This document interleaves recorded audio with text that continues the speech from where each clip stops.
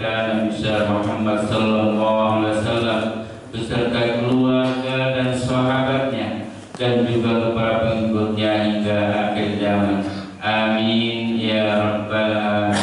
Baik Bapak dan Ibu yang dirahmati Allah, pada taklim kita pada pagi hari ini sama-sama kita buka dengan basmalah. Bismillahirrahmanirrahim. Para Ustaz dipersilakan. Bismillahirrahmanirrahim. Assalamualaikum warahmatullahi wabarakatuh. Innal hamdalillahi nahmaduhu wa nasta'inuhu wa nastaghfiruh wa natubu ilayhi wa na'udzu billahi min shururi anfusina wa sayyiati a'malina. Man yahdihillahu fala mudilla lahu wa man yudlil fala hadiya lahu. Asyhadu an la ilaha illallah wahdahu la syarika lahu wa asyhadu anna Muhammadan 'abduhu wa rasuluh. Allahumma shalli wa sallim wa barik ala nabiyyina Muhammadin wa ala alihi wa sahbihi wa man tabi'ahum bi ihsanin ila yaumiddin. Amma ba'd, faqala Allah Ta'ala fil Qur'anil Karim. A'udzu billahi samil 'alim minasyaitonir rajim. Bismillahirrahmanirrahim. Ya ayyuhalladzina amanu taqullaha wa tanzur nafsun ma qaddamat lighad wattaqullaha innallaha khabirun bima ta'malun. Wa qala Rasulullah sallallahu alaihi wasallam, al-kayyisu man dana nafsahu wa 'amila lima ba'da al-maut wal 'ajizu man ittaba'a nafsahu hawaha wa tamanna 'ala Allahil amin. Amin. Sadaqallah, sadaqa Rasulullah sallallahu alaihi wasallam. Hadirin jemaah salat subuh Masjid Istiqamah yang dirahmati Allah Subhanahu wa taala, segala puja dan syukur kepada Allah yang senantiasa dan selalu melimpahkan ragam nikmat kepada kita semuanya. Semoga kita termasuk orang-orang yang pandai mensyukurinya, dan semoga orang-orang yang diberikan sakit segera disembuhkan oleh Allah Subhanahu wa taala. Salawat dan salam semoga senantiasa tercurah kepada Nabi kita Muhammad sallallahu alaihi wasallam yang telah memberikan keadaan hidup bagi manusia, umat Islam pada khususnya, dan semoga kita bisa meneladani kehidupan Rasulullah sallallahu alaihi wasallam baik yang terkait masalah ibadah, hubungan kita dengan Allah Subhanahu wa taala ataupun hubungan kita dengan sesama manusia. Baik hadirin sekalian, insyaallah kita akan melanjutkan kajian kitab fikih sunnah. Sebagaimana pertemuan sebelumnya, kita mulai dari bab taharah ya, khususnya bab wudu. Kita sudah membahas tentang faraidul wudu, yaitu rukun wudu. Hal ini sebenarnya sudah familiar bagi kita, namun tidak salah kita ulangi kembali. Semoga mengingatkan dan memantapkan pengetahuan kita terkait tentang masalah fikih. Poin berikutnya hadirin sekalian tentang masalah sunanul wudu, yaitu sunnah-sunnah dalam wudu ya. Sebagaimana kemarin kita bahas fadilah atau keutamaan wudu yang luar biasa. Namun catatannya adalah hadirin sekalian, seseorang akan mendapatkan fadilah, keistimewaan, keutamaan dari wudu itu jika dia menyempurnakan wudu. Bagaimana seseorang itu dianggap menyempurnakan wudu? Jika dia melaksanakan dalam wudu itu rukunnya, sunnah-sunnahnya, dan juga menjauhi hal-hal yang dimakruhkan. Boleh jadi seseorang melakukan wudu dengan sempurna, rukunnya dilakukan, syarat dan wajibnya dipenuhi. Akan tetapi di saat yang sama dia juga melakukan hal yang makruh, hal yang tidak disukai oleh Allah Subhanahu wa taala. Misalnya dia wudu sempurna secara wajib dan syaratnya, tapi di saat yang sama dia mubadir dalam menggunakan air. Ya, nanti kita akan membahas bagaimana sunnah-sunnah dalam wudu. Oleh karena itu sekali lagi bahwasanya orang-orang yang sempurna dalam wudunya adalah orang yang melakukan wudu dengan menjalankan kewajiban, syarat dan rukunnya, memelihara sunnah-sunnahnya, dan juga menjauhi hal-hal yang dimakruhkan di dalam wudu. Yang pertama hadirin sekalian, sunnah ini tentu definisinya sudah kita pahami bersama. Barang siapa yang menjalankan dia dapat pahala, jika dia meninggalkan memang tidak mendapatkan dosa. Ini secara fikih ya. Namun secara pemahaman sunnah, bahwasanya sunnah Rasulullah ini adalah sesuatu yang biasa dilakukan oleh Rasulullah Sallallahu Alaihi Wasallam. Tentu kita dalam menjalankan ibadah apapun berusaha untuk menteladani bagaimana tata cara Rasulullah melakukannya. Sunnah yang pertama dalam wudu hadirin sekalian adalah sebelum wudu disunahkan membaca tasbih. tasmiyah ataupun basmalah. Tasmiyah ini sebutan istilah untuk menyebut nama Allah. Ini disebut dengan tasmiyah. Kalau alhamdulillah disebut dengan hamdalah. Kalau la ilaha illallah disebut dengan tahlil. Kalau subhanallah disebut dengan istilah tasbih. Kalau alhamdulillah disebut dengan istilah tahmid. Kalau menyebut la haula wala quwwata illa billah disebut dengan ucapan hauqalah. Jadi kalau kita misalnya menjumpai dalam beberapa istilah dalam buku bahasa Arab, misalnya disunahkan menyebutkan hauqalah, itu adalah maksudnya la haula wala quwwata illa billah. Oleh karena itu dalam terminologi istilah-istilah bahasa Arab pun juga singkatan-singkatan itu ada. Singkatan itu ada. Misalnya ya mungkin hari-hari ini kita sering mendengar istilah kalau menyebut Allah Subhanahu wa taala jangan disingkat dengan SAW misalnya ya kan. SAW gitu ya, SAW. Ya ini kan istilah ya, singkatan dalam bahasa Indonesia. Yang kita maksudkan adalah Subhanahu wa taala. Jadi singkatan itu memang ada. Dalam berbagai bahasa itu ada. Ya, dalam bahasa Arab pun juga ada. Ya memang kalau memang ada istilahnya. Bahkan ada beberapa nama sahabat yang nama awalnya itu adalah Abdullah. Ada Abdullah bin Mas'ud, Abdullah bin Abbas, Abdullah bin Umar, dan satu lagi Abdullah siapa ya? Itu dalam terminologi ilmu hadis disebut dengan abadilah. Kalau kita belajar ilmu hadis dan menjumpai abadilah, yang dimaksud adalah empat orang sahabat. Jadi memang istilah ataupun singkatan dalam setiap bahasa itu ada. Ya, termasuk dalam bahasa Indonesia. Kalau kita sepakati memang SAW itu singkatannya adalah Subhanahu wa ta'ala sallallahu alaihi wasallam. Kalau SWT itu adalah Subhanahu wa ta'ala. Kalau itu menjadi terminologi atau istilah yang diketahui bersama, tidak ada masalah. Tidak ada niatan kita ingin ataupun mengurangi makna daripada sallallahu alaihi wasallam, tidak. Ini kan tulisannya. Tapi dalam ucapannya kita tetap mengucapkan Subhanahu wa ta'ala atau sallallahu alaihi wasallam. Seperti tadi misalnya dalam sini. Sunnah dalam wudhu yang pertama adalah at-tasmiyah. Nah, tasmiyah ini adalah sebutan dari menyebut nama Allah ataupun bismillah.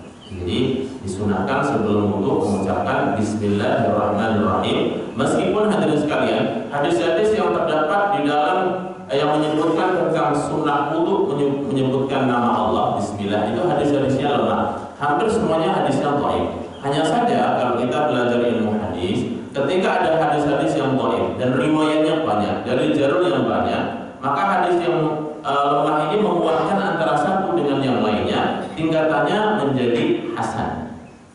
Hadis-hadis yang tadinya dhaif tapi jumlahnya banyak, jalurnya banyak, riwayatnya banyak, ya mulai jalur yang berbeda-beda, sehingga dia menguatkan antara satu dengan yang lainnya. Kedudukan hadis tadi yang tadinya asalnya adalah dhaif menjadi hasan, tepatnya adalah hasan li ghairihi. Ya, dia menjadi hasan disebabkan karena dikuatkan dengan hadis yang lain. Di antara redaksi hadis ya yang menyebutkan sunnahnya wudhu, yang meskipun hadis ini lemah, adalah sabda Rasulullah SAW, la wudhu'a liman lam yuzkar ismullahi alaihi. Tidak ada wudhu ataupun tidak sempurna wudhu seseorang yang tidak menyebut nama Allah Subhanahu wa ta'ala. Yang menyebut nama Allah itu dengan mengucapkan bismillah saja cukup, ataupun disempurnakan bismillahirrahmanirrahim. Seperti doa sebelum makan. Ya, Rasulullah mengatakan jika kamu makan maka sambillah, sebutlah nama Allah. Tapi bukan berarti kalau kita memahami hadis itu mengatakan oh berarti sunnahnya makan itu adalah mengucapkan sambillah. Bukan sambillah, tapi sebutlah nama Allah, yaitu dengan bismillah atau bismillahirrahmanirrahim. Ya. Baik, meskipun hadis-hadis ini lemah ya sekalian, tadi saya sampaikan derajatnya menjadi hasan li ghairihi. Dan secara umum tidak khusus terkait dengan wudhu, dalam segala aktivitas yang di dalamnya ada nilai kebaikan, kita disunahkan untuk membaca basmalah, memulai dengan membaca basmalah, dan juga memuji Allah Subhanahu wa ta'ala ataupun hamdalah. Ya, dalam satu hadis disebutkan kullu amrin dibalin lam yubda fihi bi basmalah wa huwa afdal. Segala amal kebaikan yang tidak diawali dengan atau tidak dimulai dengan membaca nama Allah, maka dia abtar. Abtar dalam riwayat adalah akhta, artinya terputus dari berkah Allah Subhanahu wa taala. Artinya meskipun hadis-hadis yang berbicara tentang perintah membaca basmalah dalam wudu ini lemah, namun secara umum ada hadis yang menyebutkan untuk kita memulai segala sesuatu, ya apalagi ini adalah kebaikan ibadah untuk membaca basmalah. Yang kedua, hadirin sekalian, disunahkan sebelum wudu ini adalah bersiwak. Siwak ini istilah bahasa Arab.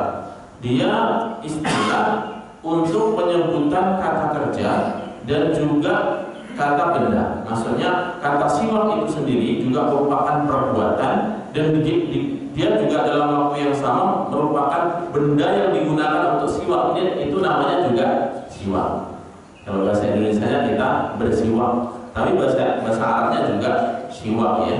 Istaka, yastaku. Wa yutlaq 'ala al-'udi alladhi yustaqu bihi, yaitu kata siwak ini digunakan untuk menyebut nama satu batang, ya, satu dahan gitu yang digunakan untuk bersiwak. Wa huwa dalqul asnan bidzalikal 'ud, yaitu dengan menggosok gigi dengan batang tersebut. Nahwahu min kulli khasarin tunabbihu bihil asnan, yang dimaksudkan untuk membersihkan gigi. Wa khairu ma yustaqu bihil 'udul 'arab, dan sebaik-baik batang yang digunakan untuk bersiwak ini adalah kayu al-arab yang sering kita jumpai di Arab, ya. Kalau kita di Arab Saudi itu biasanya sebelum kita masuk ke area Masjidil Haram, banyak orang-orang berjualan di pintu masjid, ya. Siwak, baik siwak yang kering maupun siwak yang basah. Di Indonesia pun juga sekarang sudah banyak, ya. Lianna min khawasihi an yashudda, karena di antara keutamaan, keistimewaan kayu ini adalah menguatkan gigi, ya, menguatkan gigi. Wa yuhawilu duna maradil asnan, tanpa harus melukai ataupun membuat sakit gusinya. Wa yuqawi halal hadm, bahkan disebutkan menguatkan pencernaan. Wa yudilul baul, dan melancarkan kencing. Biasanya kalau saya pribadi, ya, biasanya kalau gosok gigi itu otomatis dari gosok gigi itu akan merasa ingin kencing, ya. Mungkin setiap orang berbeda dalam hal ini. Wa in kanat sunnah, meskipun sunnah, seseorang sudah mendapatkan nilai sunnah, tidak harus dengan kayu siwak itu. Artinya dengan menggunakan sikat gigi dan odol ataupun pasta gigi, itu juga sudah mendapatkan nilai sunnah, karena di antara maksud dari perintah tersebut adalah untuk membersihkan gigi dan menghilangkan bau mulut, ya. Khususnya ketika seseorang habis makan makanan yang mempunyai aroma yang luar biasa, ya, seperti jengkol, teh, dan teman-temannya itu bawangnya. Sampai Rasulullah, hadirin sekalian, dalam hal ini Rasulullah memberikan peringatan yang cukup keras, ya.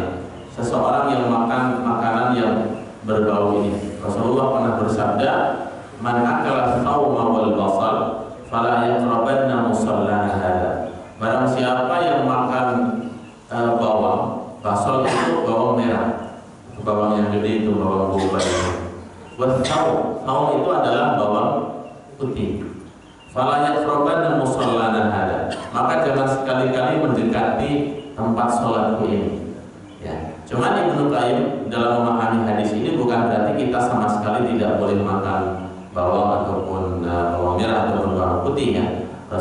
Ibnu Qayyim menyebutkan, fa in kana la budda, jika harus ingin makan bawang, faqtulhu bit-tabkh, maka hilangkanlah aroma yang kurang bagusnya itu dengan cara dimasak, kata Ibnu Qayyim. Intinya, hadirin sekalian, maksud dari Rasulullah ini adalah ketika seseorang habis makan makanan-makanan yang punya aroma yang kuat, yang kurang sedap ini, ketika hendak sholat, ya, ataupun ketika akan wudu, itu dibersihkan, ya, dibersihkan. Rasulullah SAW bersabda dalam hal ini, "Laula an asyqa ala ummati la amartuhum bisiwaki 'inda kulli wudu." Jika aku tidak memberatkan umatku, sungguh aku perintahkan mereka untuk senantiasa bersiwak di saat mereka hendak wudu. Dalam riwayat lain juga, "Laula an asyqa ala ummati la amartuhum bisiwaki 'inda kulli shalah." Aku aku perintahkan untuk bersiwak ketika hendak akan sholat. Nah, kata-kata hendak akan sholat ini yang kaum muslimin memahaminya beragam. Ada yang bersiwak ketika hendak takbiratul ihram. Ya, sebenarnya ketika beberapa saat sebelum kita sholat di rumah, kita mau berangkat masjid dan kemudian menggosok gigi, itu sudah memenuhi makna daripada hadis ini. Karena kadang ya mungkin sebagian orang ada yang menaruh siwaknya di kantong ya, kemudian ketika mau takbiratul ihram itu bersiwak terlebih dahulu ya. Dan kadang setelah siwak langsung dimasukkan tanpa ditutup dan sebagainya, sehingga melukai mengotori bajunya. Yang tadinya kuningnya di gigi berpindah di bajunya begitu ya. Nah, ini hal yang sebenarnya seseorang melakukan sunnah, tapi di saat yang sama dia tidak menangkap maksud daripada pemahaman itu.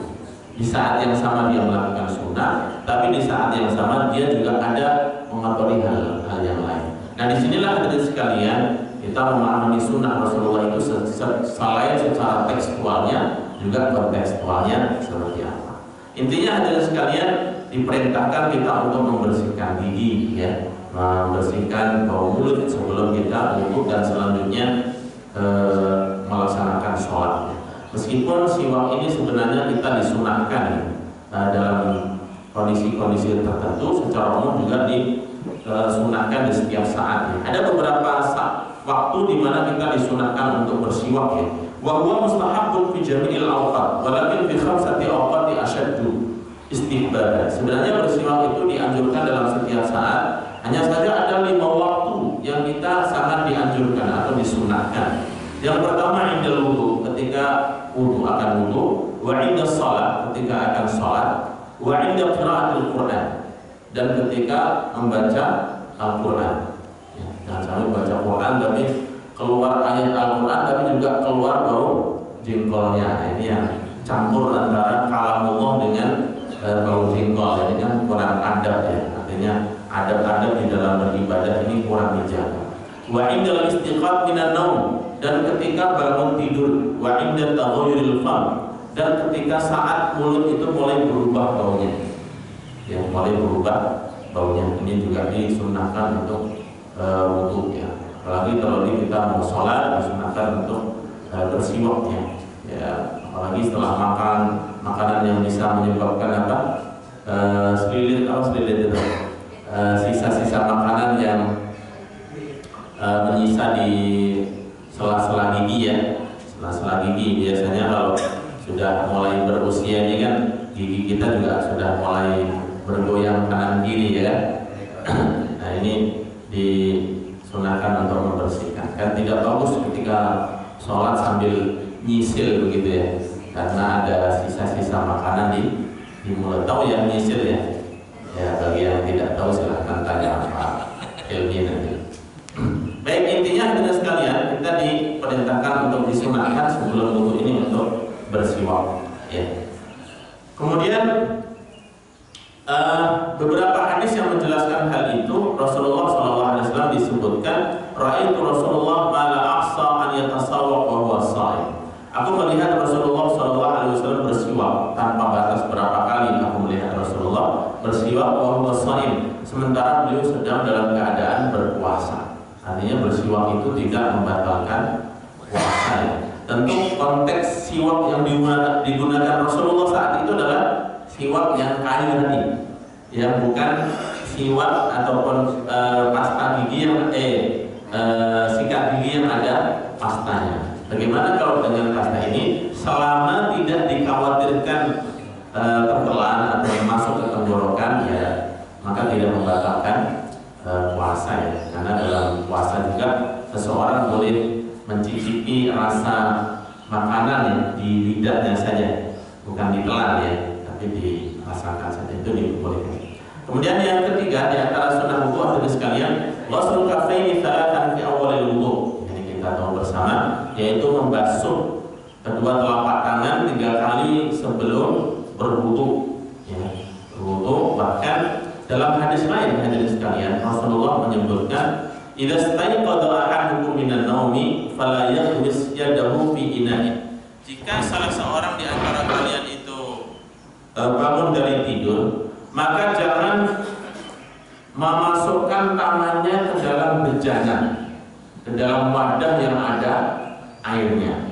Fa innahu la yadri aina datat yadahu. Karena ketika tidur itu seseorang tidak tahu di mana tangannya bersemayam. Ya, ini diantara pesan Rasulullah Sallallahu Alaihi Wasallam. Kecuali kalau air yang mengalir ya dari keran. Tapi konteksnya waktu itu kan Rasulullah kalau wudu dari bejana ya, dari ember ataupun dari kayu. Ya, maka dilarang seseorang ketika bangun tidur langsung mencelupkan tangannya ke dalam air, tapi dalam dibasuh terlebih dahulu. Ya, ini disunahkan. Kemudian yang keempat al-madmadah, ini berkumur sebanyak 3 kali. Kemudian yang kelima dan dalam istinsyaq wal istinthas, yaitu memasukkan air ke hidung dan mengeluarkannya. Idza tawadda'a ahadukum falyaj'al fi anfihi ma'an thumma liyastaghfirahu. Jika seorang wudu, maka hendaklah memasukkan air ke dalam hidung dan kemudian liyastaghfirahu, mengeluarkannya. Ini istilahnya istinsyaq dan al-istinthas, pakai kita ya. Kalau pakai shin nanti artinya berbeda lagi. Ya, istinsyaq dan al-istinthas. Kemudian yang sunnah berikutnya hadirin sekalian takhlilul lihyah, yaitu menyala-nyalai jenggot. Ini juga disunahkan, terlebih yang jenggotnya tebal ya. Jadi kalau biasanya kita ini jenggotnya tidak banyak ya, atau bahkan banyak yang dicukur. Jenggot itu sunnah Rasulullah Shallallahu Alaihi Wasallam. Jadi bukan simbol teroris ya hadirin sekalian ya. Mungkin kita kemarin mendapatkan berita dan video yang tentang penembakan jamaah sholat Jumat di New Zealand ya, 40 orang meninggal. Yang melakukan adalah orang non muslim ya, orang Kristen ya. Nah, namun berita-berita tidak ada menyebutkan itu tindakan teroris dan sebagainya ya. Tapi kalau umat Islam yang melakukan, istilah itu langsung muncul besar-besar. Artinya terorisme itu bisa muncul dari siapa saja dan dari agama mana saja. Jadi sekalian yang dirahmati Allah, kita berdoa semoga mereka dicatat sebagai para syuhada. Ya, seseorang yang meninggal dalam keadaan tragis, ditembak, ditabrak mobil, ketimpa bangunan. Jangan dipikir mereka itu orang mati siang. Boleh jadi di sisi Allah Subhanahu Wa Taala mereka adalah orang-orang yang mati syahid. Apalagi mereka mati dalam keadaan beribadah kepada Allah Subhanahu Wa Taala. Wala tahsabanna alladziina qutilu fi sabilillahi amwat bal ahya'un 'inda rabbihim yurzaqun. Jangan sekali-kali kamu mengira orang yang terbunuh di jalan Allah itu mati. Tidak, mereka hidup di sisi Allah dan mendapatkan rezeki. Orang-orang yang mati syahid ini hadirin sekalian, nyawanya, rohnya dibawa oleh burung, di paruhnya ya, dibawa burung berwarna hijau, dan burung itu berkeliaran di surga Allah Subhanahu Wa Taala dan mendapatkan buah-buahan. Itulah maksud daripada ayat ini. Orang-orang yang mati syahid itu mereka mendapatkan rezeki di sisi Tuhannya. Kenapa orang mati syahid dinamakan syahid? Karena mereka itu bisa menyaksikan surga sebelum waktunya. Di antara makna syahid, syahidaya syahid itu kan artinya menyaksikan. Orang masuk surga atau masuk neraka itu kan setelah nanti proses hari akhirat itu, hari kiamat itu selesai. Mulai dari hari kebangkitan, hari perhitungan, hari dihisab, hari diberikan kitab, hari seseorang melewati Shiratal Mustaqim. Setelah itu baru surga ataupun neraka. Dan prosesnya itu panjang hadirin sekalian. 1 hari sama dengan 1000 tahun. 1 hari sama dengan 1000 tahun. Hadirin sekalian. Nah, jadi proses sampai surga dan neraka itu lama waktunya. Tapi orang mati syahid ini sudah bisa merasakan kenikmatan surga, bisa menyaksikan surga sebelum masanya. Makanya disebut dengan mati syahid. Ini salah satu makna ya, salah satu makna, meskipun di sana ada makna yang lain. Baik, karena sampai sana. Menyela-nyelai janggut ya. Jadi janggut ini, jenggot ini sunnah Rasulullah Shallallahu Alaihi Wasallam. Jadi yang jenggotnya tumbuh silakan dipelihara ya. Dipelihara, jangan dihabiskan. Ini termasuk simbol ya, ciri khas seorang muslim. Meskipun pada masa Rasulullah yang berjenggot itu bukan hanya muslim saja, orang-orang Arab Quraisy, orang-orang muslim juga mereka berjenggot, ya, berjenggot. Baik. Kemudian sunnah yang berikutnya adalah menyela-nyelai jari. Ini juga disunahkan. Dan yang kedelapan tafliful ghusl, yaitu membasuh dengan sebanyak 3 kali. Ini juga sunnah. Sebagaimana kemarin sudah kita bahas, wajibnya itu adalah membasuh sekali saja. 2 kali itu lebih utama. 3 kali sesuai dengan sunnah Rasulullah Shallallahu Alaihi Wasallam. 4 kali maka dianggap makruh dan melampaui batas. Ya, kalau sampai lebih dari 3 kali. Yang ke-9 termasuk sunnah adalah memulai dari yang kanan. Setelah selesai kanan baru kemudian kiri. Jadi bukan kanan kiri tapi kanan dahulu baru kemudian kiri. Ya kan ada sebagian orang yang wudu kanan kiri gitu ya. Jadi kanan baru selesai, setelah itu baru kirinya adalah sunnah Rasulullah SAW dalam segala hal, termasuk memakai sendal, kemudian masuk masjid, ya, kemudian kecuali kalau ke tempat-tempat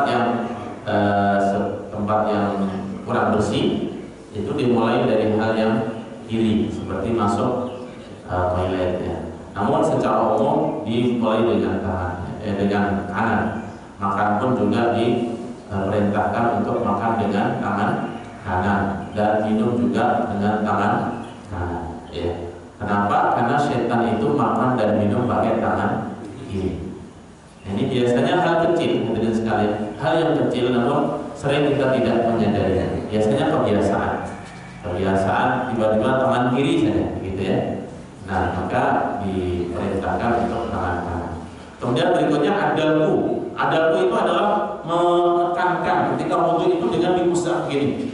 Bukan hanya cukup ketika wudu air mengalir dari keran cuma begini saja begitu ya, ataupun mukanya ditaruh di bawah keran ya, tapi adalah diusap. Bahkan dalam mazhab Imam Malik itu wajib, termasuk kewajiban wudu itu harus diusap begini, ya, harus diusap. Ya, tidak cukup dengan taruh di bawah air. Kemudian yang ke-11 al-muwalah. Al-muwalah itu artinya bersambung. Bagaimana kategori ataupun standar seseorang dianggap bersambung dalam wudu? Misalnya setelah wudu, setelah membasuh muka langsung disambung tangannya. Kalau seseorang misalnya selesai membasuh muka tiba-tiba handphonenya berdering bunyi, kemudian angkat handphone dulu ngomong 5 menit baru kemudian dilanjutkan membasuh tangan. Apakah ini kategori termasuk muwalah ataupun tidak, berkesinambungan atau tidak? Dalam mazhab Syafi'i masih dianggap termasuk berkelanjutan apabila masih ada basahan air wudu.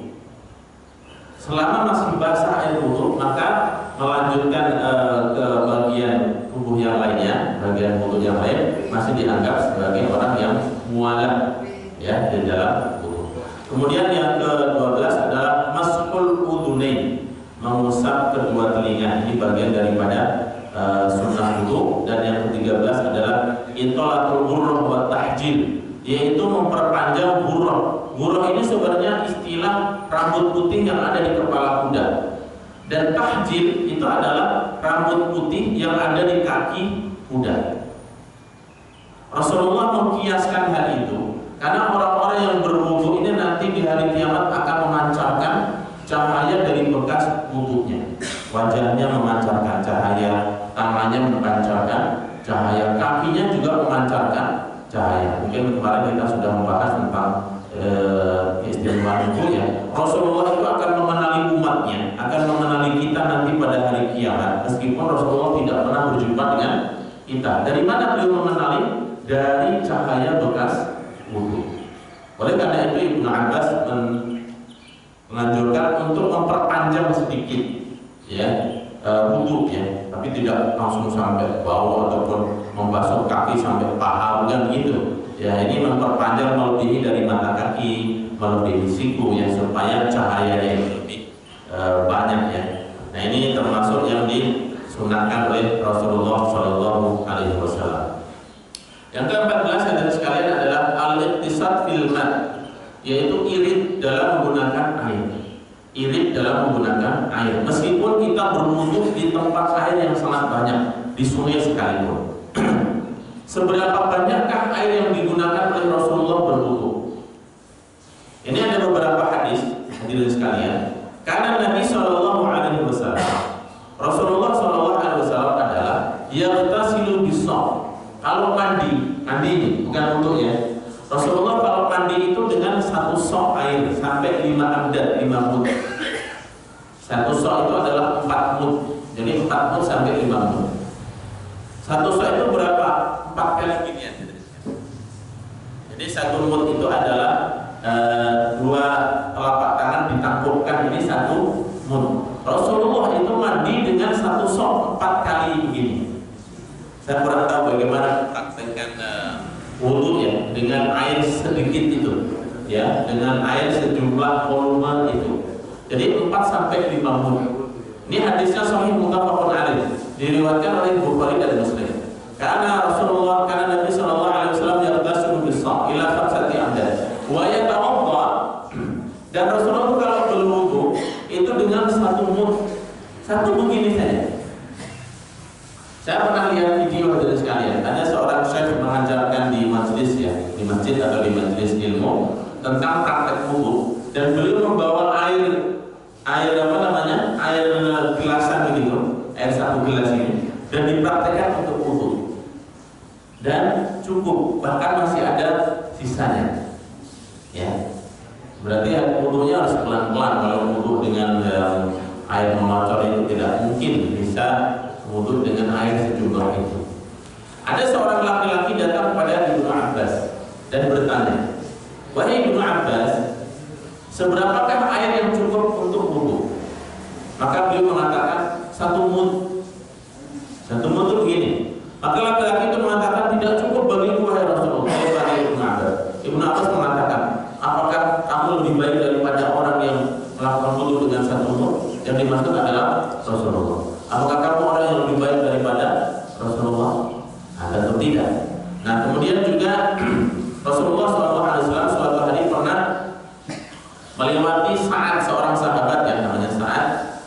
Ketika itu dia sedang berwudu, maka Rasulullah menegurnya, "Ma hadza sarf ya Sa'ad?"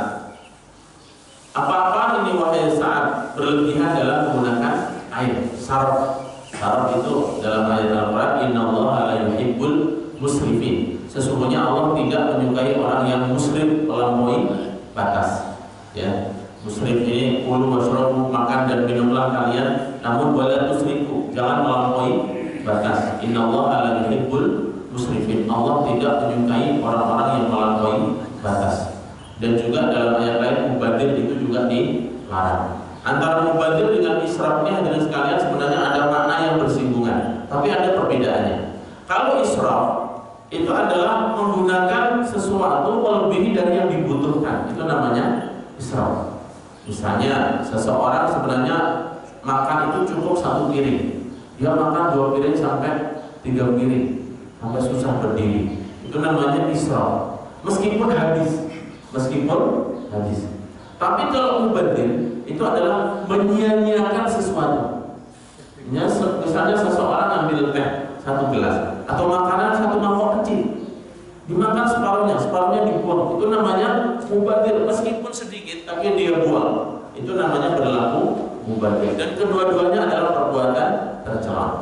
Innallaha la yuhibbul musrifin. Dan ayat lain, wala tubadir tabdira innal mubadzirina kanu ikhwanas syayatin, ya, saudaranya setan.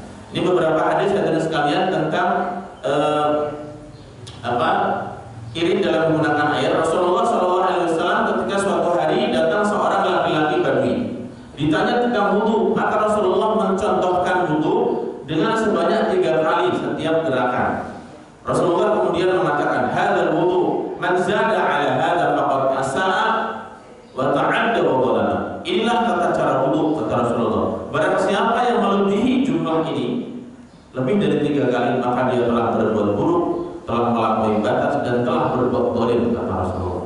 Dan bahkan dalam hadis lain, hadirin sekalian, sayakunu fil ummati qaumun, nanti di umatku ini ada sekelompok kaum yang ya'taduna fil tuhuri wal berdoa. Mereka melampaui batas dalam bersuci dan berdoa. Nah, kita pahami hadis ini bagaimana para ulama menjelaskan orang-orang yang dianggap melampaui batas dalam bersuci dan berdoa. Kalau dalam bersuci, tafsirannya adalah hadis tadi, yaitu menggunakan air dengan melebihi yang dibutuhkan, ataupun mengusap melebihi dari 3 kali, itu adalah melampaui batas dalam berwudu. Adapun melampaui batas dalam berdoa, ini memang penjelasan ulama cukup banyak hadirin sekalian ya. Saya sempat menghimpun beberapa pandangan penjelasan para ulama. Yang pertama adalah di antaranya memohon kepada Allah itu dengan permintaan yang sangat detail sekali. Di suatu hari ada satu riwayat yang Abu Muhammad bin Abi Las'ad Ibnu Las'ad, anahu qala sama'ani abi.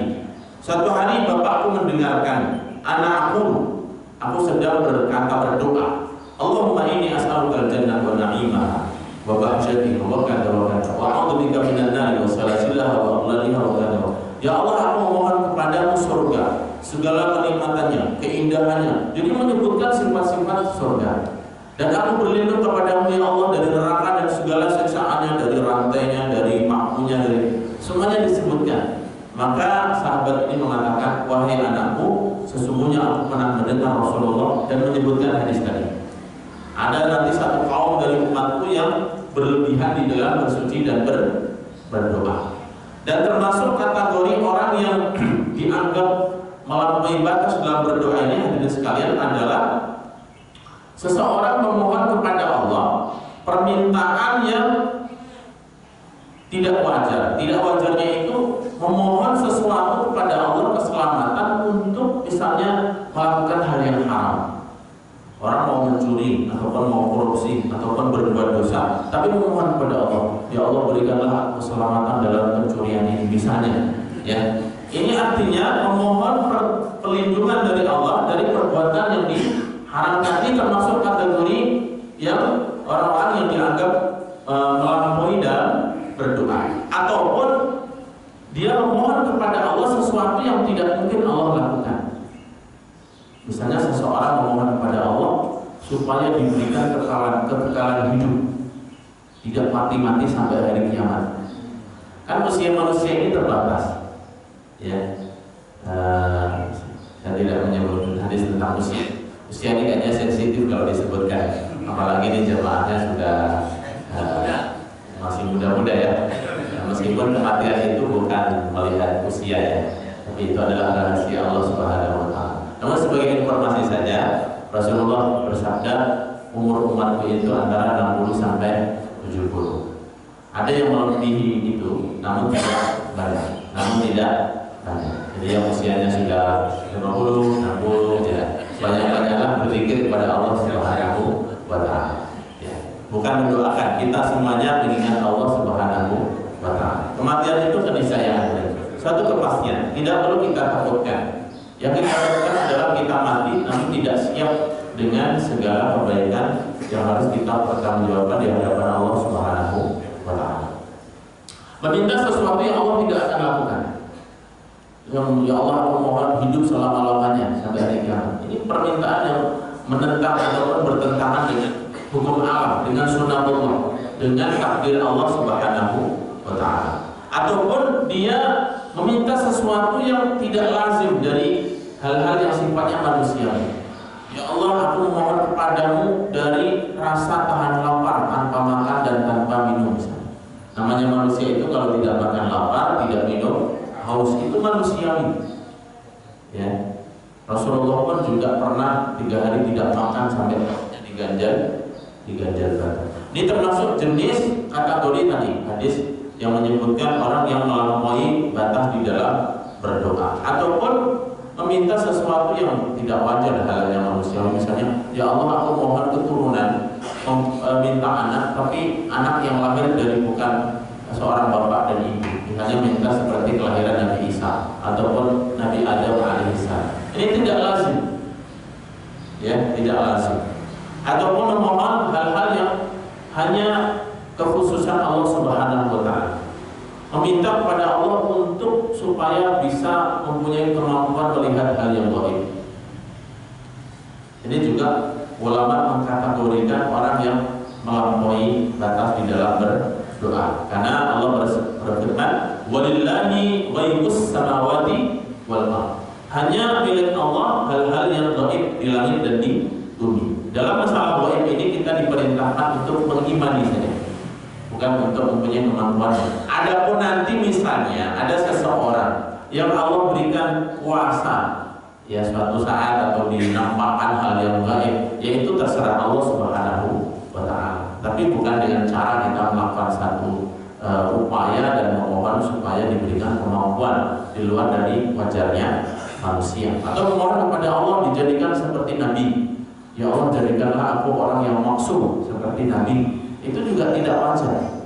Meskipun maksudnya bagus ya, tapi tidak wajar. Ini termasuk orang-orang yang dalam sabda Rasulullah, orang-orang yang melampaui batas di dalam berdoa. Ya. Hadirin sekalian yang dirahmati Allah, bahkan sebagian ulama menyebutkan orang-orang yang melampaui batas dalam berdoa ini adalah orang yang meninggikan suara di dalam berdoa.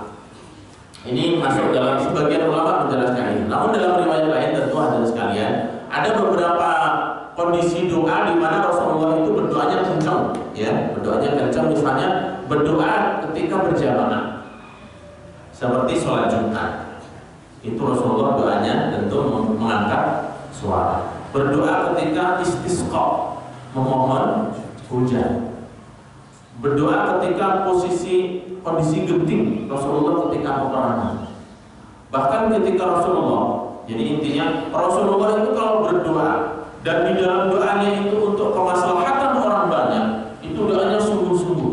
Sebagai bukti kesungguhannya itu, ketika mengangkat tangan bukan hanya cukup setinggi wajah, tapi sampai setinggi kepala, yang bahkan sampai terlihat setiap Rasulullah Shallallahu Alaihi Wasallam. Dalam satu riwayat disebutkan ketika Rasulullah berdoa pada perang Badar. Perang Badar ini perang yang jumlahnya tidak imbang antara umat Islam dengan orang-orang kafir Quraisy. Orang muslimin jumlahnya kurang lebih 314. Orang-orang kafir Quraisy jumlahnya 1000, 1:3. Rasulullah dalam berdoanya itu sampai dalam tanda kutip kayak mengancam Allah Subhanahu wa Ta'ala. Beliau memohon dalam doanya, "Ya Allah, in taghlib hadhil 'asabah lan tu'bad ba'daka abadan." Ya Allah, jika Engkau mengalahkan kelompok yang kecil ini, jika umat Islam dikalahkan, karena waktu itu baru tahun pertama Hijriah, umat Islam jumlahnya masih sedikit, 300-an. Jika umat Islam kalah dan habis mati semuanya di dalam perang Badar itu, lan tu'bad ba'dahu abadan, tidak akan ada seorang pun yang menyembahmu setelah ini. Ini doa Rasulullah Shallallahu Alaihi Wasallam. Sampai Abu Bakar As-Siddiq yang mertua Rasulullah Shallallahu Alaihi Wasallam itu, Rasulullah ketika berdoa itu menggunakan sorban. Jadi kalau yang diselempangkan di pundak ini namanya ridaun, yaitu sorban. Tapi kalau yang selendang ya, kalau yang diikat di kepala itu namanya imamah bahasa Arabnya, sorban yang diikatkan. Kalau yang ditutupkan di kepala, ya begini, itu namanya khimar, pakai kho, bukan pakai ha.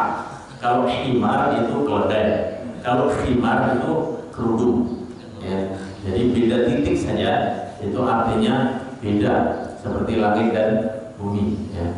Bukan khimar keledai pakai kerudung, bukan. Tapi orang yang menggunakan ini, misalnya ibu-ibu yang menggunakan kerudung itu namanya khimar, ya. Nah, Rasulullah itu menggunakan imamah dan juga menggunakan ridha. Selain daripada sorban yang dililitkan di kepala, juga Rasulullah menggunakan selendang. Ya.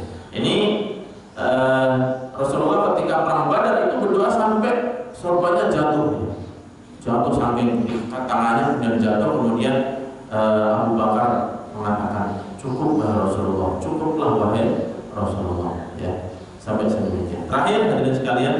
Terakhir atau sebelum tadi berdoa setelah wudu. Berdoa setelah wudu ini doanya sudah kita hafal semuanya. Rasulullah bersabda, barang siapa yang mengucapkan asyhadu an la ilaha illallah wahdahu la syarikalah wa asyhadu anna Muhammadan abduhu wa rasuluh, maka futihat lahu abwabul jannah ats-tsamaniyah wa yadkhul min ayyi syai'in wa yadkhul min ayyi syaa. Barang siapa yang setelah wudu mengucapkan tadi zikir tadi, asyhadu an la ilaha illallah wahdahu la syarikalah wa asyhadu anna Muhammadan abduhu wa rasuluh, maka akan dibukakan baginya pintu surga yang 8 itu, dan dia dipersilahkan untuk masuk surga dari pintu mana saja dia sukai, dia kehendaki. Subhanallah sekali. Dengan syarat wudunya adalah dengan sempurna, wajib dan syaratnya dipenuhi, sunnah-sunnahnya dijalankan, makruh-makruhnya ditinggalkan. Ya.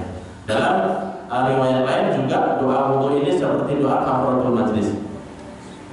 Barang siapa yang berwudu kemudian selesai wudu mengucapkan subhanaka Allahumma wa bihamdika asyhadu an la ilaha illa anta astaghfiruka wa atubu ilaik, maka ucapan doanya ini kutiba fil riqi, akan ditulis dalam lembaran putih. Riqi itu sebenarnya lembaran putih ataupun kulit yang digunakan untuk menulis.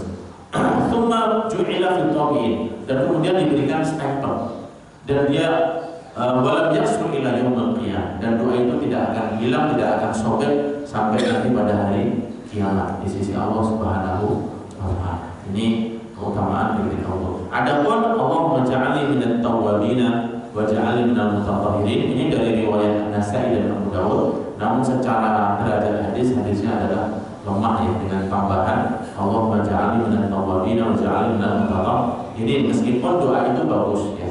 Ya Allah, jadikanlah aku bagian dari orang-orang yang bertaubat dan bagian dari orang-orang yang bersuci dan bertaubat. Meskipun secara makna bagus, namun secara derajat hadisnya adalah lemah. Dan yang terakhir sekali hadirin sekalian, sholat 2 rakaat. Disunahkan wudu ini sholat 2 rakaat setelah wudu. Hadisnya mungkin sering kita dengar. Suatu hari, pagi hari Rasulullah berjumpa dengan Bilal bin Rabah. Bilal bin Rabah ini sahabat Rasulullah yang tukang adzan. Makanya tukang adzan di masjid Jumat itu disebut sebagai Bilal. Padahal Bilal itu nama orang, bukan nama tukang adzan. Maksudnya petugas adzan itu bukan namanya Bilal, tapi dia muadzin. Ya. Ini mungkin menisbatkan orang yang pertama kali menjadi petugas Rasulullah adzan itu adalah Bilal bin Rabah. Suatu hari Rasulullah bertanya, wahai Bilal, coba kasih tahu aku amalan apa yang paling baik yang kau lakukan dalam Islam ini.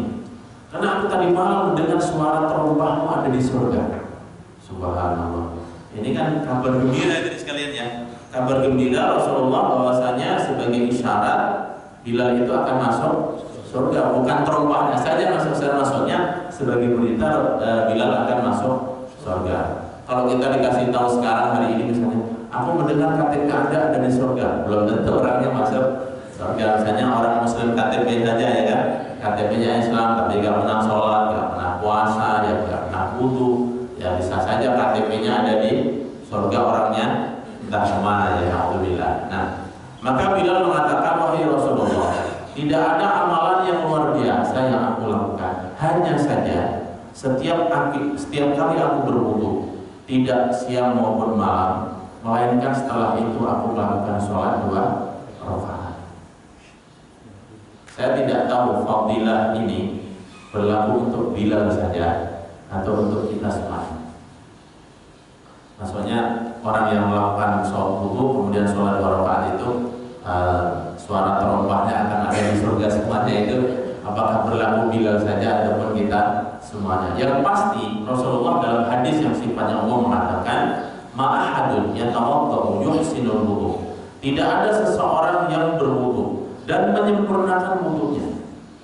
Perhatikan hadirin sekalian, setiap Rasulullah menyebutkan kata wudu dan di situ ada keistimewaannya, selalu diiringi dengan yuhsinul wudu ataupun yusbirul wudu, menyempurnakan wudu. Menyempurnakan tadi saya sebutkan berapa kali, melakukan rukun dan syaratnya, menjaga sunnah-sunnahnya, dan meninggalkan hal-hal yang makruh ya.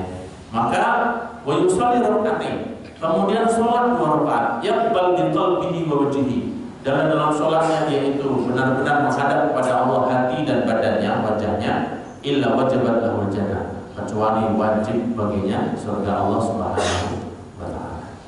Ya. Baik hadirin sekalian, itulah beberapa sunnah di dalam wudu yang semoga kita bisa menjalankan dan bisa memelihara dan bisa menjaganya, istiqamah dan konsisten dalam berwudu, melakukan secara sempurna sehingga kita berhak dan layak mendapatkan keistimewaan sebagaimana yang disabdakan oleh Rasulullah Sallallahu Alaihi Wasallam. Jadi sekalian, mungkin ini kajian kita pada pagi hari ini. Sebelum kita akhiri, barangkali ada pertanyaan, jangan banyak-banyak ya. Nanti kalau ada kita jawab, kalau tidak bisa menjawab kita pegang bisa. Pertanyaannya tidak riba lagi ya Pak ya. Baik. Alhamdulillah, saya berterima pada Ustaz Imam Sudoko yang telah menyampaikan pelajarannya pada pagi hari ini, yaitu terkait masalah sunnah-sunnah dalam berwudu. Dan alhamdulillah ya, Pak Imam Sudoko mengingatkan kepada kita, terutama saya pun mohon ampun kepada Allah, karena selama ini saya juga dalam berwudu biasanya mengambil air yang berlebihan gitu ya. Ini adalah yang karena sesuatu yang berlebihan itu adalah teman daripada setan, kata Ustaz tadi. Mudah-mudahan kita semua bisa memperbaiki dalam terutama dalam melaksanakan sunnah-sunnah berwudu. Kita langsung saja pertanyaan satu. Ada lagi? Ibu, ada ibu? Ya.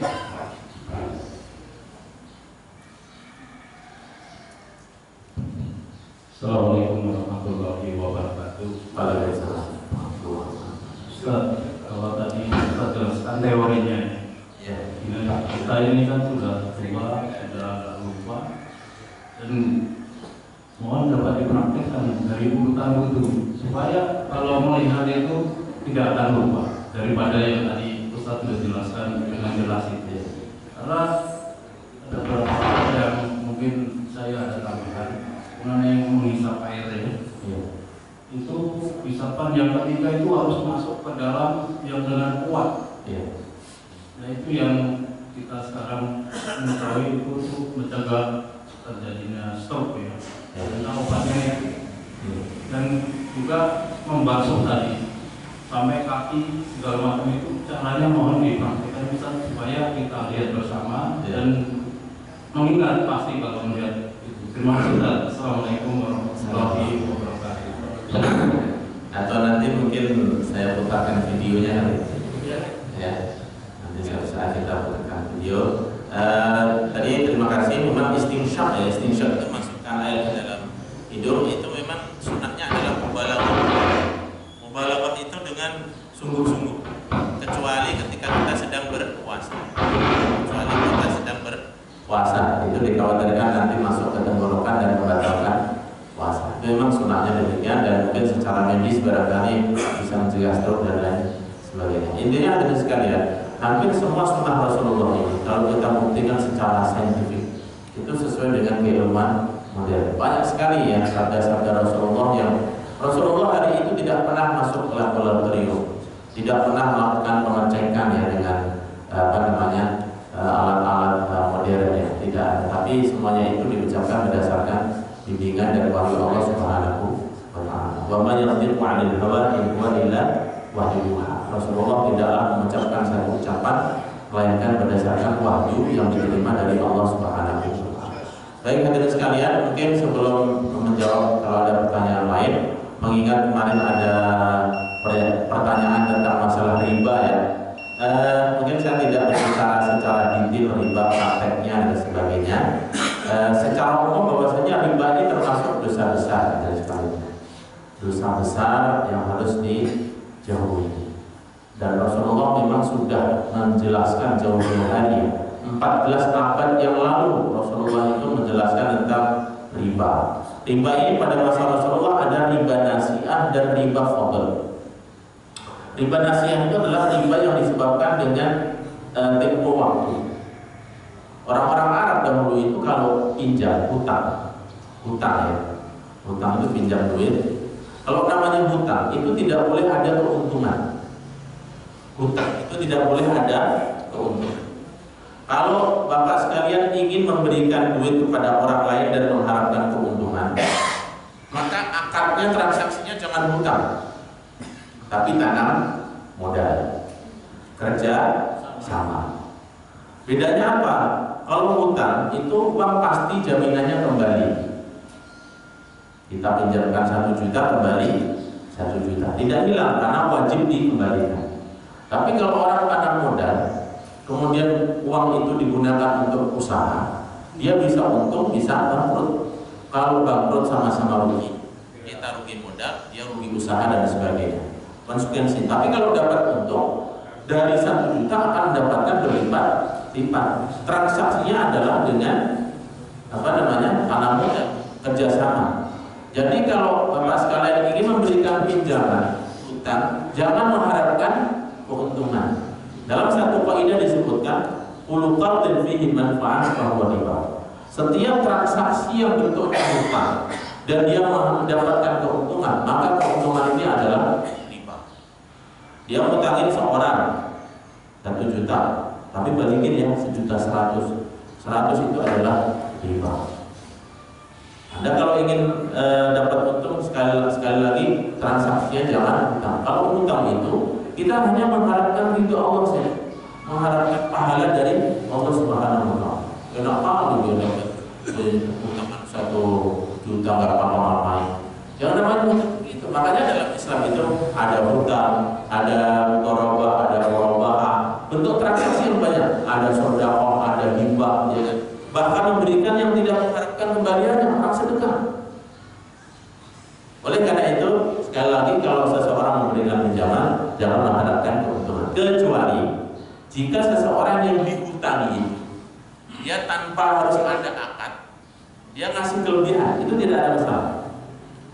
Si A ngasih pinjaman pada si B, ya, saya pinjam 1 juta. Kemudian si B ini waktu mengembalikan sebagai bentuk rasa terima kasih karena waktu itu sangat membutuhkan dan ada orang yang membantu, dia ngasih kembalian jadi 1.200.000. Ini sebagai rasa terima. Itu tidak menjadi masalah karena tidak ada akadnya, tidak ada akadnya. Dan dosa riba pada masa Rasulullah ini hadirin sekalian praktiknya demikian, mirip-mirip seperti kartu kredit pada masa Rasulullah. Jadi orang Arab itu dulu minjamkan, namanya hutang tidak ada keuntungan. Cuma mereka begini, saya pinjamin Anda uang misalnya taruhlah 100 dinar dan akan Anda kembalikan dalam waktu 1 bulan. Jika Anda melebihi 1 bulan, maka setiap hari akan menjadi bertambah hutang Anda menjadi 1 dinar. Pertamanya setiap hari. Ini namanya riba nasiah. Riba bertambahnya hutang kelebihan disebabkan karena motornya waktu. Nasiah itu waktu yang mundur. Ya. Kalau riba fadl ini adalah riba dari kelebihan, dari jenis barang yang sama, namun dia minta bentuk yang jumlah yang berbeda. Sama-sama berasnya, dia minta 1 kilo, ini satu minta 1,5 kilo. Ini tidak boleh karena sama-sama berasnya. Hanya saja ada pengecualian. Ya, dulu pada namanya beul ariyah ya. Ariyah itu adalah menukar kurma matang dengan kurma mentah. Seseorang kan butuh kurma matang untuk dikonsumsi hari-hari, ditukar dengan kurma mentah yang jumlahnya berbeda. Tapi kalau sama-sama kurma matang maka harus sama, ya. Mithlan bimithlin, sama dengan sama, emas dengan emas. Ida ikhtalafa ajnas fabi'u haythu syi'tum. Jika berbeda jenis, maka jual belilah dengan sekehendak Anda. Seperti tukar mata uang asing itu boleh karena jenisnya berbeda. Rupiah dengan dolar, meskipun sama-sama mata uang. Tukar kemudian ada margin, ada ada marginnya ya, ada perbedaan keuntungan, itu nggak apa-apa karena tukar menukarnya. Tapi kalau sama jenisnya maka harus sama. Nah, hadirin sekalian yang dirahmati Allah Subhanahu wa taala, riba ini menjadi sesuatu yang serius ya. Karena di dalamnya ada kezaliman, merugikan orang lain dan sebagainya. Maka sekali lagi tadi kalau seseorang ingin mendapatkan keuntungan ya akad yang fair. Ini kan orang itu tidak ingin kehilangan modal, tapi di saat yang sama ingin mendapatkan keuntungan. Gitu. Ini niat yang kurang betul. Ya. Artinya tidak berani, tidak merugi gitu ya, tidak merugi. Jadi sekali lagi kalau ingin mendapatkan keuntungan harus jual beli, ya harus dosa-dosa riba ini kemarin juga sudah disebutkan, dirhamun minar riba asyaddu min 30 zaniyatan. Seseorang yang memakan satu dirham riba ini lebih besar daripada 30 kali berzina. Ya, demikian bahkan akhafu riba itu dosa ringan dari riba ini seperti seorang menzinai ibunya sendiri. Hadirin sekalian, dan Rasulullah memprediksikan ya di akhir zaman. Di akhir zaman itu di antara tanda-tanda dekatnya hari kiamat itu adalah semaraknya ataupun menyebarnya dosa riba dan perzinahan. Bahkan orang yang tidak ikut transaksi riba, orang yang tidak ikut transaksi riba sekalipun itu bisa terkena imbas daripada riba. Hampir kita sekarang ini hadirin sekalian, ya kita seperti saya PNS misalnya kan, harus pakai rekening BNI. Di UIN saja kita mengajukan BNI syariah saja itu nggak diterima. Nggak ada sekarang kebijakan baru ya. Dulu nggak bisa, harus BNI konvensional. Nah, apakah boleh menyimpan duit di bank konvensional? Boleh saja, menyimpan duit di bank konvensional itu boleh-boleh saja, nggak ada masalah. Asalkan mungkin ribanya tidak dimakan gitu. Cuman sekarang ini hadirin sekalian, fatwa ulama kan ketika memfatwakan riba itu ternyata dampaknya luar biasa. Negara-negara teluk yang kaya raya petrodolar itu, tahu nggak taruh duitnya di mana? Di bank-bank di Swiss ya, di negara-negara barat. Kalau tidak diambil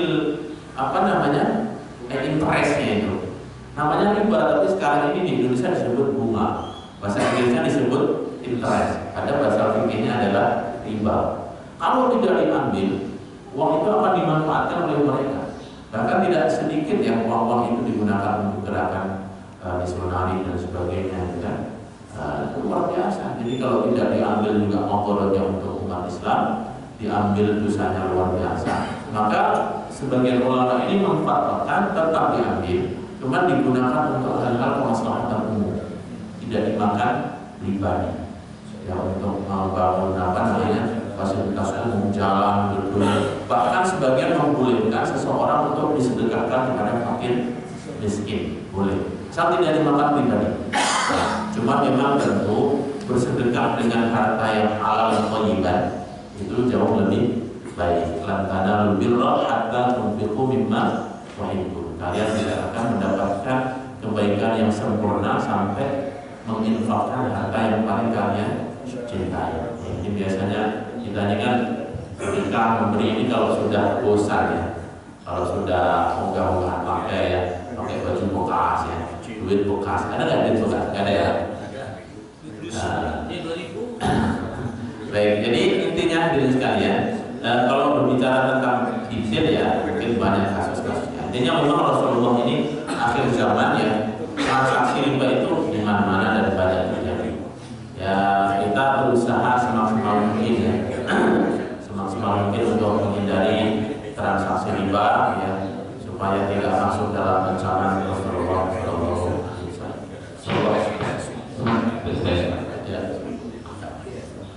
Assalamualaikum Ustaz. Untuk muslimah yang apabila selesai haid, kan dia harus mandi besar yang termasuk juga mandi junub ya. Nah, itu apakah tata caranya seperti tata cara laki-laki juga? Jadi mulai berwudu dulu, terus mulai dari kepala, terus bagian sebelah kanan, bagian kiri, baru yang lainnya gitu. Itu pertanyaan Ustaz. Nah, ketika kita berwudu kan niatnya itu menghilangkan hadas kecil. Nah, terus kita nanti pas mandi junub niatnya kan hadas besar. Itu sebenarnya mau pakai yang mana gitu ya? Terus yang kedua, kalau misalkan kita bersuci, kebanyakan ketika melakukan safar, apa itu di kereta, apa itu pesawat, itu bolehkah kita menggunakan media gitu? Jadi dan air terus kita gunakan media seperti tisu atau handuk gitu. Atau bagaimana? Yang lebih baik kita berwudu di toilet kereta atau di pesawat itu, atau kita bertayamum?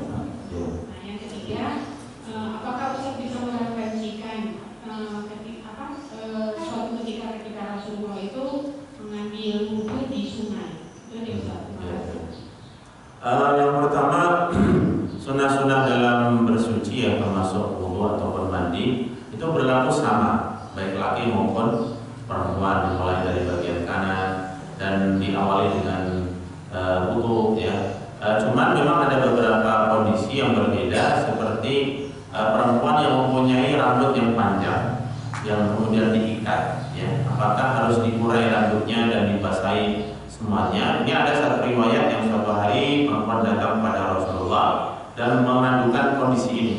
Perempuan rambutnya panjang, kalau dia harus membasahi semuanya, mengurai rambut itu, maka Rasulullah mengatakan cukup bagimu untuk menyiramkan ataupun air di atas rambut saja, tidak harus dikurai. Ini beberapa perbedaan, tapi sunnah-sunnah yang lain seperti memulai dari kanan dan sebagainya itu sama. Adapun mana yang terpakai antara wudu dengan mandi besar. Kalau wudu kan mengangkat hadas kecil, kalau mandi ini kan mengangkat hadas besar.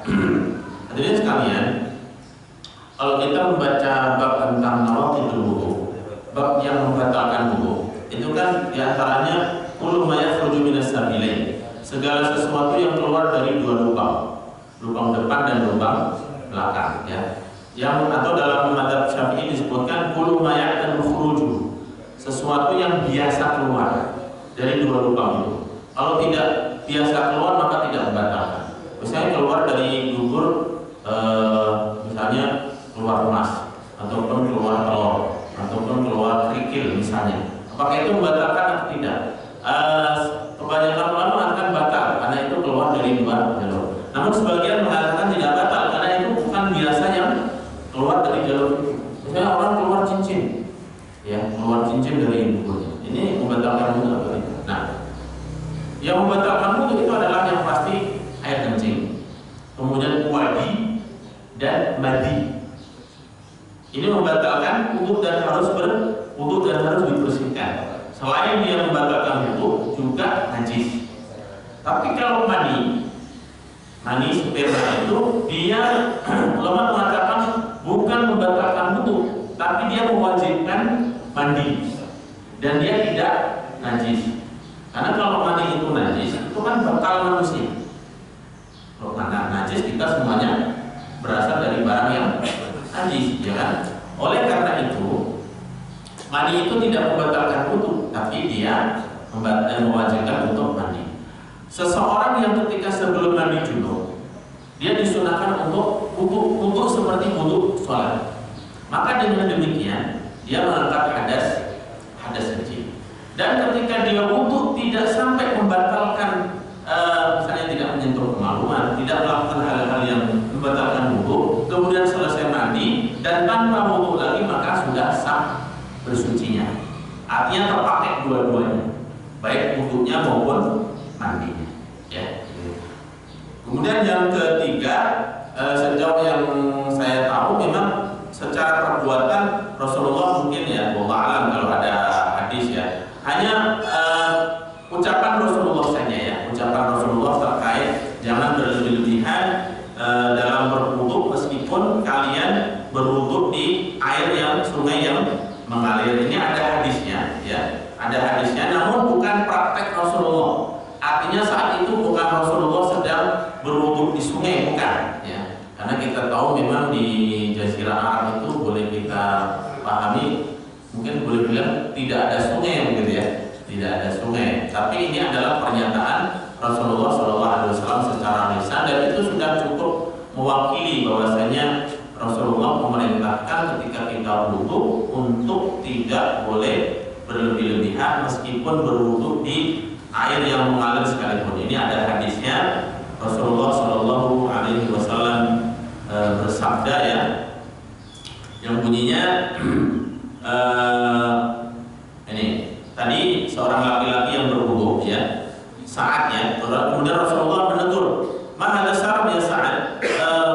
Wudu seperti apa wahai ini Sa'ad yang berlebihan dalam masalah menggunakan air? Maka Sa'ad mengatakan, "Wa hal fil ma'i min syarab?" Apakah menggunakan air juga ada kategori berlebihan wahai Rasulullah? Na'am, wa in kunta 'ala nahrin jarin. Betul, meskipun engkau berwudu di sungai yang mengalir deras.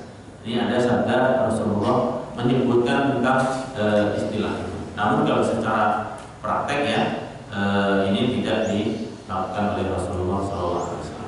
Tapi namanya hadis atau sunnah Rasulullah itu kan segala sesuatu yang berasal dari Rasulullah, baik berupa perkataan, perbuatan maupun ketetapan Rasulullah Sallallahu Alaihi Wasallam. Baik, cukup hadirin sekalian, cukup ya. Alhamdulillah, terima kasih sekali lagi untuk kita, semoga Allah menambah kebaikan untuk beliau dan untuk kita semua. Dan pada kali kita pada pagi hari ini sama-sama kita tutup dengan hamdalah dan doa kafaratul majlis. Alhamdulillah rabbil alamin. Subhanakallahumma wa bihamdika asyhadu an la ilaha illa anta astaghfiruka wa atubu ilaik. Wa billahi taufiq wal hidayah. Wassalamualaikum warahmatullahi wabarakatuh.